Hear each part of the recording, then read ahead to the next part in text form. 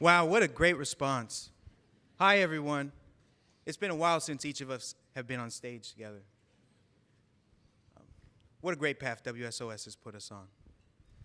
Preparing a speech for 1,000 people about the impact of the Opportunity Scholarship was one of the best experiences of my life. Absolutely. It was the highlight of my undergraduate career. And today, a new WSOS speaker is about to join our ranks.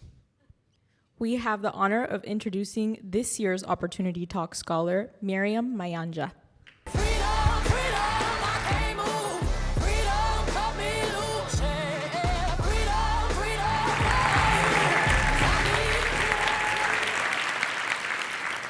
I've been reflecting quite a bit lately on how I ended up in this space, on how I ended up in tech, and I kept landing back on this one specific quote that I really believe is responsible for shaping me into the person I am today, by always having me ready when opportunities present themselves. You see, when I was in 3rd or 4th grade, I was reading this super sappy youth novel on star-crossed lovers, and at the beginning of the novel, there was this quote by Viktor Frankl, which said, "Everything can be taken from a man but one thing, the last of human freedoms. To choose one's attitude in any given set of circumstances, to choose one's own way." And of course, being like 10 years old, I grossly mistook this as, if I smile when I'm in timeout, my parents won't know how to punish me. Sorry, Dad. And I just ran with it. But as I grew older and more socially aware, I realized just how important it is to remember that we really can choose our attitudes in any given set of circumstances. The average person is in 4 car accidents throughout their life. Yet, so far in mine, hopefully only in mine, I've been in 7. But before you jump to any judgments, I swear I'm a good driver. I wasn't at fault in any of them. But my most recent car accident was my junior year of high school. And I was stopped in my tracks, literally and figuratively. I was rear-ended on I-405 on one of those nights where traffic gets heavy out of nowhere. And according to the police report at least, I was hit by a man who had borrowed the car and failed to return it. I was severely injured. I sustained a traumatic brain injury. And I missed so much school that I had to condense my 4-year high school experience into 3 just to graduate with my peers on time. I had to take off so much time to recover and prioritize my health that I felt like I had no control over my education or my future. Junior year is thought to be one of the most important. It's where colleges first start looking at you. It's where you get ready to take the SAT. It's where you start navigating where you're going to apply, but I was taken completely out of the game. But about a month before my car accident, we started reading this book in my AP literature class, and it was called Man's Search for Meaning by none other than Viktor Frankl. And it turns out my childhood interpretation of what he meant was completely wrong. When Viktor Frankl said we can choose our attitudes in any given set of circumstances, and that it's the last of human freedoms, he meant it in a much more powerful way than I could have ever understood as a child.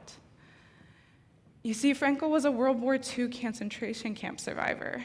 He overcame one of the most grim and depraved periods of our history, and he credits doing so in part to choosing his own attitude. So with this new context to something that had been so important to me as a child, I was able to mitigate the repercussions of my traumatic brain injury by just choosing my own attitude. And doing so resulted in me seizing every opportunity that came my way. I powered through my recovery, and by September of my senior year of high school, I was able to start again with my peers. I was really worried, though, about how colleges would begin to understand this massive year-long gap in my transcript. So I started mass applying and looking for anything that would grant me a fee waiver or any program that would let me to apply to college for free, because even applying to college is expensive. And by December, I had applied to 44 universities for free. But while applying to colleges, I forgot, between the brain injury and not thinking so clearly, to just not understanding how to tackle the high cost of attendance as a low-income person, And I was completely overwhelmed on where to start financially once I was finally accepted into a university. So I pivoted, and I started applying for scholarship after scholarship, everything from the $100 ones to the ones that would cover the full cost of attendance. And I was rejected a lot, but that's why I kept applying. So this one morning, I got an email from the Washington State Opportunity Scholarship, and I looked at my award letter, and I decided then and there that I'm going to stay in state.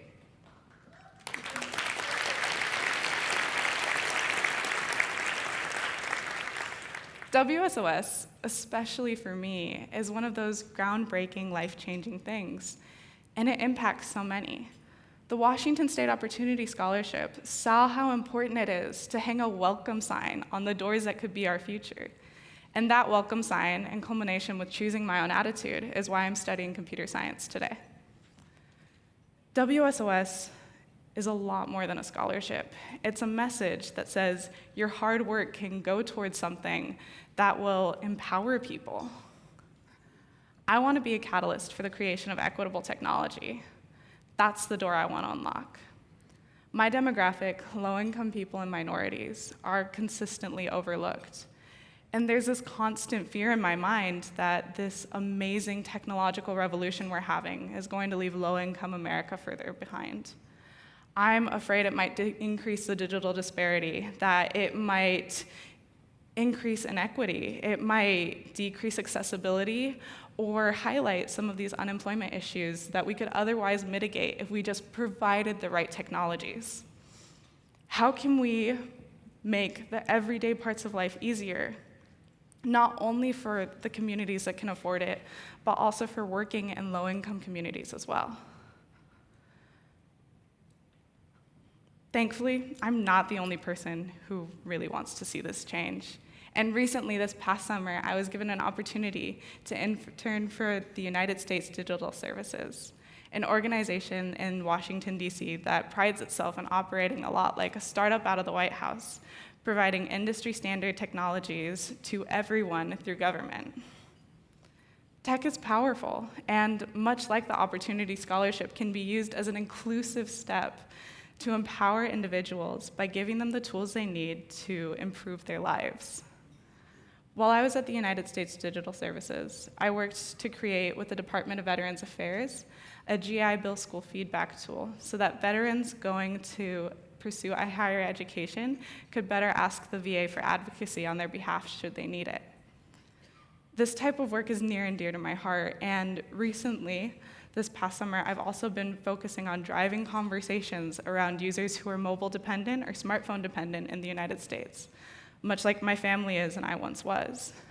I've been asking people, is it ethical to provide tech tools to schools, knowing that not every student has a device to access these tools like a laptop or a desktop? There are people who have to use Word on their phone, like I did in high school, writing my 5-page essays on my phone, or worse, who have to fill out their FAFSA on their phone, or do homework on their phone. Not everyone has access to a laptop or a desktop in their homes. And with this in mind, we can work towards building tools where people feel empowered, regardless of what they can afford. We have so much to give in STEM that will dramatically improve lives. So let's do what we need to take medicine mobile, or to create enterprise technologies that decrease the digital disparity, or to make it so that you can jump into whatever career you want because the tech tools that you need are easy to learn. Let's empower everyone, and let's unlock our futures. In June of this year, I gave the Washington State Opportunity Scholarship $50, a small but impactful donation that will pay it forward to the next cohort of scholars. When I was younger, I was not in a position to make opportunities, but I was in a position to make people want to share them with me. And from all of these experiences, I have walked away not only with a cultivated spirit for design and engineering, but for building tools that will increase equity during this technological revolution. In my career, I will focus on making these amazing tools we have access to in STEM readily and easily accessible to low-income communities. because I firmly believe that our priority should be the people who might be left behind. And it's up to us to choose an attitude of opportunity so that our tomorrow looks brighter. I was really fortunate. I had mentors, I had the Opportunity Scholarship, and I had supporters who provided me with opportunities so my attitude around learning could be put to good work. So to both pay it forward and keep moving forward, I would love to talk to my fellow Opportunity Scholars and industry leaders alike. This morning, let's create opportunities together so more people can come into STEM and guide our future to a more inclusive tomorrow. Thank you.